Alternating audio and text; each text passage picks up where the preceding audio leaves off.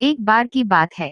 शहर के एक सुंदर चिड़ियाघर में शेरू नाम का एक शेर रहता था। वो बहुत ही ताकतवर और शांत स्वभाव का था। हर दिन बहुत सारे लोग उसे देखने आते थे, बच्चे, मम्मी पापा, दादी नानी, सब। शेरू अक्सर एक ऊंची चट्टान पर बैठकर सबको देखता और सोचता, काश मैं भी जंगल में होता, जहाँ खुली हवा, पेड़ और आजादी होती। एक दिन एक स्कूल से बच्चों का झुंड आया। वो सब बहुत खुश थे। कोई शेरू को देखकर ताली बजा रहा था, तो कोई उसकी तस्वीर खींच रहा था। शेरू ने देखा कि बच्चे उसे बहुत प्यार से देख रहे हैं। उसे अच्छा लगा। उसके मन में एक गर्माहट सी आई। उसने जोर से दहाड़ लगाई, डैश गुर्र जैसे कह रहा हो, डैश मैं अभी भी जंगल का राजा हूँ। सूरज ढलने लगा। बच्चे चले गए। शेरू अपनी चट्टान से उतरा और एक पेड़ की छाया में बैठ गया। वो मुस्कुरा रहा था, क्योंकि अब उसे समझ आ गया था, राजा जंगल में हो या चिड़ियाघर में, वो राजा ही होता है। और इस तरह चिड़ियाघर का राजा शेरू अपने छोटे से घर में बहुत शांति से रहने लगा।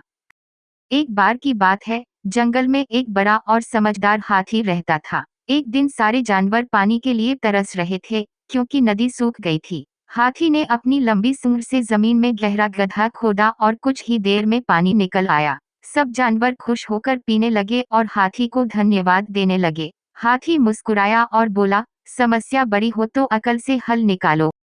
एक जंगल में एक चालाक बंदर रहता था। एक दिन उसने शेर को झाड़ियों में सोते देखा और उसके सिर से ताज चुरा लिया। बंदर ताज पहनकर पूरे जंगल में घूमने लगा। अब मैं राजा हूँ। जानवर डर गए और उसकी बातें मानने लगे। एक दिन असली शेर जागा और बंदर को ताज पहने देखा। वह गुस्से में दहाड़ा, तू मेरा ताज क्यों पहना है? बंदर मुस्कराया और बोला, राजा बनकर मैंने जंगल में स्कूल खुलवाया, पानी की व्यवस्था की और तुमसे ज्यादा काम किया। शेर चुप हो गया। जंगल के जानवर बोले, हमें ऐसा राजा चाहिए जो काम करे, न कि सिर्फ दहाड़े। ट्विस्ट, शेर ने बंदर को मंत्री बना दिया और खुद जंगल सुरक्षा प्रमुख बन गया।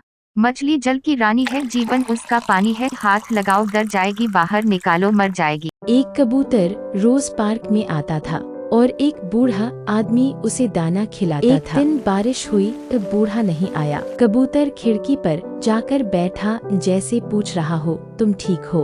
अगले दिन बूढ़ा मुस्कुराते हुए लौटा और दोनों फिर साथ बैठ गए।